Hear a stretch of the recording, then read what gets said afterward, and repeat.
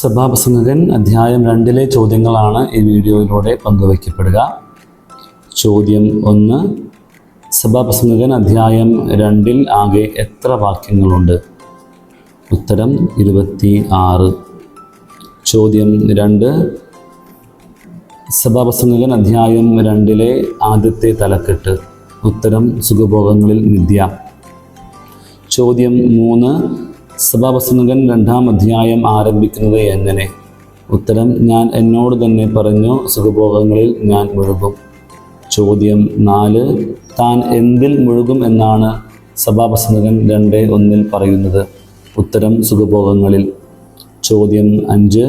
സുഖഭോഗങ്ങളുടെ എന്ത് താൻ പരീക്ഷിക്കും എന്നാണ് സഭാപ്രസംഗകൻ പറയുന്നത്? ഉത്തരം ആസ്വാദ്യത. ചോദ്യം 6. ചിരി എന്താണെന്നാണ് സഭാപ്രസംഗകൻ മനസ്സിലാക്കിയത്? ഉത്തരം ഭ്രാന്താണെന്ന്. ചോദ്യം 7. എന്ത് നിഷ്ഫലമാണെന്നാണ് സഭാപ്രസംഗകൻ മനസ്സിലാക്കിയത്? ഉത്തരം സുഖഭോഗങ്ങൾ. ചോദ്യം 8. ജ്ഞാനത്തിൽ നിന്ന് മനസ്സിളകാതെ തന്നെ സഭാപ്രസംഗകൻ എന്ത് ചെയ്യാൻ നോക്കി? ഉത്തരം ശരീരത്തെ വീഞ്ഞുകൊണ്ട് ആഹ്ലാദിപ്പിക്കാൻ. ചോദ്യം 9. ശരീരത്തെ വീഞ്ഞുകൊണ്ട് ആഹ്ലാദിപ്പിക്കാൻ നോക്കിയത് ആര്? ഉത്തരം സഭാപ്രസംഗകൻ. ചോദ്യം 10. സഭാപ്രസംഗകൻ ശരീരത്തെ എന്തുകൊണ്ടാണ് ആഹ്ലാദിപ്പിക്കാൻ നോക്കിയത്? ഉത്തരം വീഞ്ഞുകൊണ്ട്.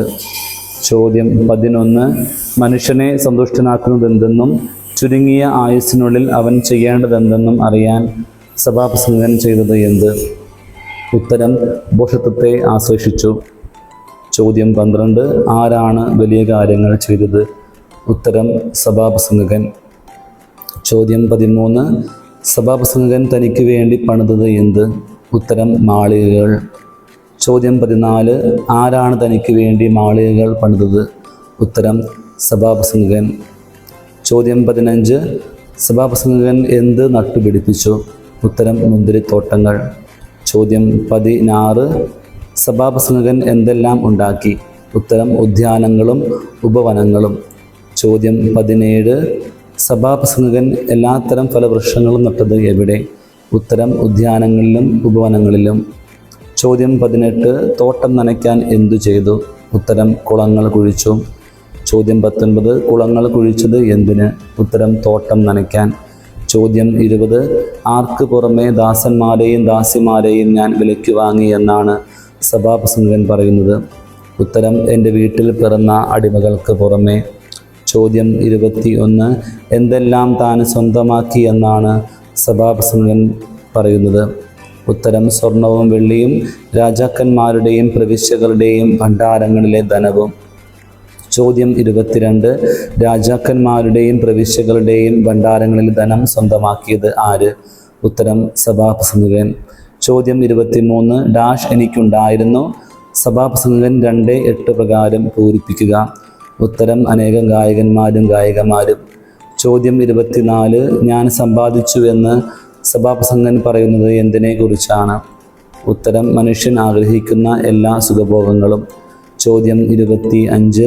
മനുഷ്യൻ ആഗ്രഹിക്കുന്ന എന്ത് ഞാൻ സമ്പാദിച്ചു എന്നാണ് സഭാപ്രസംഗകൻ പറയുന്നത്? ഉത്തരം എല്ലാ സുഖഭോഗങ്ങളും. ചോദ്യം 26. ജെറുസലേമിലെ എൻ്റെ മുൻഗാമികളെക്കാൾ ഞാൻ ഉന്നതനും മഹാനുമായി തീർന്നപ്പോഴും എന്തിൽ നിന്ന് അകന്നുപോയില്ല? ഉത്തരം ജ്ഞാനത്തിൽ നിന്ന്. ചോദ്യം 27. സഭാപ്രസംഗകൻ്റെ ഹൃദയം സന്തോഷിച്ചത് എന്തിലാണ്? ഉത്തരം തൻ്റെ പ്രയത്നങ്ങളിലെല്ലാം. ചോദ്യം 28. സഭാപ്രസംഗകൻ്റെ പ്രയത്നങ്ങളിലെല്ലാം സന്തോഷിച്ചത് ആര്? ഉത്തരം സഭാപ്രസംഗകൻ്റെ ഹൃദയം. ചോദ്യം 29. എൻ്റെ പ്രയത്നങ്ങളിലെല്ലാം എൻ്റെ ഹൃദയം സന്തോഷിച്ചു. ഇത് ഡാഷ് ലഭിച്ച പ്രതിഫലം തന്നെയായിരുന്നു. സഭാപ്രസംഗകൻ 2:10 പ്രകാരം പൂരിപ്പിക്കുക. ഉത്തരം എൻ്റെ അധ്വാനത്തിന്. ചോദ്യം 30.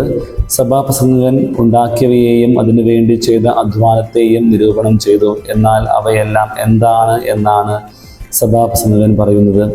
ഉത്തരം മിഥ്യയും പാഴ്വേലയും. ചോദ്യം 31. എവിടെ ഒരു നേട്ടവുമില്ലെന്ന് എനിക്ക് ബോധ്യപ്പെട്ടു എന്നാണ് സഭാപ്രസംഗകൻ പറയുന്നത്? ഉത്തരം സൂര്യന് കീഴെ. ചോദ്യം 32. സഭാപ്രസംഗകൻ അധ്യായം 2 2-ാമത്തെ തലക്കെട്ട്. ഉത്തരം ജ്ഞാനവും ഭോഷത്വവും മിഥ്യ. ചോദ്യം 33. സഭാപ്രസംഗകൻ എന്തെല്ലാമാണ് വിവേചിച്ച് കാണാൻ തുടങ്ങിയത്? ഉത്തരം ജ്ഞാനവും ഭോഷത്വവും ഉന്മത്തതയും. ചോദ്യം 34. ആരാണ് ചെയ്തത് തന്നെ വീണ്ടും ചെയ്യുക? ഉത്തരം രാജാവിൻ്റെ പിൻഗാമി. ചോദ്യം 35. പ്രകാശം അന്ധകാരത്തെ എന്ന പോലെ എന്താണ് ഭോഷത്വത്തെ അതിശയിക്കുന്നത്? ഉത്തരം ജ്ഞാനം. ചോദ്യം 36. ജ്ഞാനം എന്തിനെയാണ് അതിശയിക്കുന്നത്? ഉത്തരം ഭോഷത്വത്തെ. ചോദ്യം 37. പ്രകാശം എന്തിനെയാണ് അതിശയിക്കുന്നത്? അന്ധകാരത്തെ. ചോദ്യം 38. പ്രകാശം അന്ധകാരത്തെ എന്ന പോലെ ജ്ഞാനം ഭോഷത്വത്തെ എന്തു ചെയ്യുന്നു? ഉത്തരം അതിശയിക്കുന്നു. ചോദ്യം 39. ആർക്കാണ് കാണാൻ കണ്ണുള്ളത്? ജ്ഞാനിക്ക്. ചോദ്യം 40. ആരാണ് ഇരുട്ടിൽ നടക്കുന്നത്? ഭോഷൻ. ചോദ്യം 41.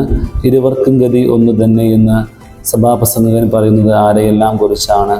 ഉത്തരം ജ്ഞാനി, ഭോഷൻ. ചോദ്യം 42. ഭോഷനെ പോലെ തന്നെ ജ്ഞാനിക്കും ലഭിക്കുകയില്ലാത്തത് എന്ത്? ഉത്തരം ശാശ്വത സ്മരണ. ചോദ്യം 43. ഭോഷനെ പോലെ തന്നെ ശാശ്വത സ്മരണ ലഭിക്കുകയില്ലാത്തത് ആർക്ക്? ജ്ഞാനിക്ക്. ചോദ്യം 44. ഭോഷനും ജ്ഞാനിയും എങ്ങനെ മരിക്കുന്നു? ഉത്തരം ഒന്നുപോലെ. ചോദ്യം 45. എവിടെ സംഭവിക്കുന്ന സമസ്ത കാര്യവും വേദനാജനകമാണ്? ഉത്തരം സൂര്യന് കീഴെ. ചോദ്യം 46. ആരാണ് ജീവിതം വെറുത്തത്? ഉത്തരം സഭാപ്രസംഗകൻ. ചോദ്യം 47. സൂര്യന് കീഴെ സംഭവിക്കുന്ന സമസ്ത കാര്യവും വേദനാജനകമായതുകൊണ്ട് ഞാൻ ജീവിതം വെറുത്തു. എല്ലാം മിഥ്യയും ഡാഷ്. സഭാപ്രസംഗകൻ 2:17 പ്രകാരം പൂരിപ്പിക്കുക. ഉത്തരം നിരർത്ഥകവും അത്രേ. ചോദ്യം 48. ജീവിതം വെറുത്ത സഭാപ്രസംഗകൻ എല്ലാം എന്താണ് എന്നാണ് പറയുന്നത്? ഉത്തരം മിഥ്യയും നിരർത്ഥകവും. ചോദ്യം 49. സഭാപ്രസംഗകൻ അധ്യായം 2 മൂന്നാമത്തെ തലക്കെട്ട്. ഉത്തരം അധ്വാനം വ്യർത്ഥം. ചോദ്യം 50. സൂര്യന് കീഴെ ചെയ്ത എന്താണ് സഭാപ്രസംഗകൻ വെറുത്തത്? ഉത്തരം അധ്വാനങ്ങളെല്ലാം. ചോദ്യം 51. എവിടെ ചെയ്ത അധ്വാനങ്ങളെല്ലാമാണ് സഭാപ്രസംഗകൻ വെറുത്തത്? ഉത്തരം സൂര്യന് കീഴെ. ചോദ്യം 52. എന്തിൻ്റെ ഫലമാണ് പിൻഗാമിക്ക് വിട്ടുപോകേണ്ടത്? ഉത്തരം സൂര്യന് കീഴെ ചെയ്ത അധ്വാനങ്ങളുടെ എല്ലാം ഫലം. ചോദ്യം 53. അവൻ ജ്ഞാനിയായിരിക്കുമോ ഭോഷനായിരിക്കുമോ എന്ന് ആർക്കറിയാം? ഇവിടെ അവൻ എന്ന് പറഞ്ഞിരിക്കുന്നത് ആരെക്കുറിച്ച്? ഉത്തരം പിൻഗാമിയെക്കുറിച്ച്. ചോദ്യം 54. തൻ്റെ പിൻഗാമിയെക്കുറിച്ചുള്ള സഭാപ്രസംഗകൻ്റെ ആശങ്ക എന്താണ്? ഉത്തരം അവൻ ജ്ഞാനിയായിരിക്കുമോ ഭോഷനായിരിക്കുമോ. ചോദ്യം 55. സൂര്യന് കീഴെ സഭാപ്രസംഗകൻ പ്രയത്നിച്ചത് എങ്ങനെ? ഉത്തരം ബുദ്ധിപൂർവം. ചോദ്യം 56. സഭാപ്രസംഗകൻ മനസ്സുകെട്ട് എവിടെ നിന്നുള്ള എല്ലാ പ്രയത്നങ്ങളിൽ നിന്നാണ് പിന്മാറിയത്? ഉത്തരം സൂര്യന് കീഴെയുള്ള എല്ലാ പ്രയത്നങ്ങളിലും. ചോദ്യം 57. സഭാപ്രസംഗകൻ മനസ്സുകെട്ട് സൂര്യന് കീഴെയുള്ള എല്ലാ പ്രയത്നങ്ങളിൽ നിന്ന് എന്തു ചെയ്തു? ഉത്തരം പിന്മാറി.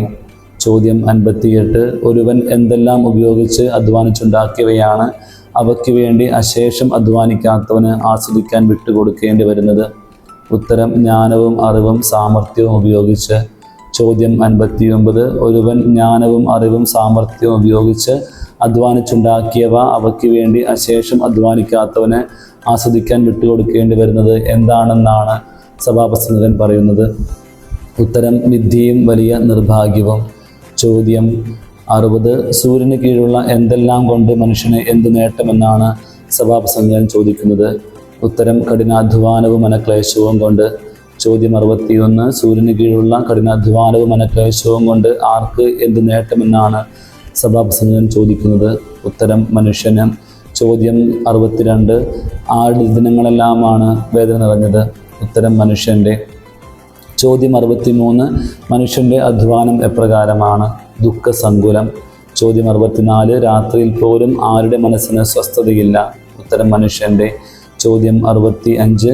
എപ്പോൾ പോലും മനുഷ്യൻ്റെ മനസ്സിന് സ്വസ്ഥതയില്ല എന്നാണ് സഭാപ്രസംഗകൻ പറയുന്നത്? ഉത്തരം രാത്രിയിൽ പോലും. ചോദ്യം 66. എന്തിനേക്കാൾ നല്ലതായി മനുഷ്യന് വേറൊന്നില്ല എന്നാണ് സഭാപ്രസംഗകൻ പറയുന്നത്? ഉത്തരം തിന്നുകുടിച്ച് സ്വന്തം പ്രയത്നത്തിൽ ആനന്ദിക്കുന്നതിനേക്കാൾ. ചോദ്യം 67. ഇതും ദൈവകരങ്ങളിൽ നിന്നാണെന്ന് ഞാൻ ഗ്രഹിച്ചു. ഏത്? ഉത്തരം തിന്നുകുടിച്ച് സ്വന്തം പ്രയത്നത്തിൽ ആനന്ദിക്കുന്നത്. ചോദ്യം 68. ആരിൽ നിന്ന് അകന്ന് ഭക്ഷിക്കാനോ ആനന്ദിക്കാനോ ആർക്കാണ് കഴിയുക എന്നാണ് സഭാപ്രസംഗകൻ ചോദിക്കുന്നത്? ഉത്തരം ദൈവത്തിൽ നിന്ന്. ചോദ്യം 69. ദൈവത്തിൽ നിന്ന് അകന്ന് ഡാഷ് ആർക്കാണ് കഴിയുക? സഭാപ്രസംഗകൻ 2:25 പ്രകാരം പൂരിപ്പിക്കുക. ഉത്തരം ഭക്ഷിക്കാനോ ആനന്ദിക്കാനോ. ചോദ്യം 70. തന്നെ പ്രസാദിപ്പിക്കുന്നവന് ദൈവം എന്തെല്ലാം പ്രദാനം ചെയ്യുന്നു? ഉത്തരം ജ്ഞാനവും അറിവും ആനന്ദവും. ചോദ്യം 71. ദൈവം ജ്ഞാനവും അറിവും ആനന്ദവും പ്രദാനം ചെയ്യുന്നത് ആർക്ക്? ഉത്തരം തന്നെ പ്രസാദിപ്പിക്കുന്നവന്.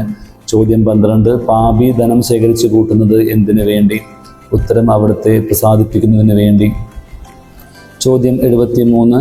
സഭാപ്രസംഗകൻ 2:4-8 വാക്യങ്ങൾക്ക് സമാനമായ പഴയ നിയമഭാഗം. ഉത്തരം 1 രാജാക്കന്മാർ 10:23-27. ചോദ്യം 74.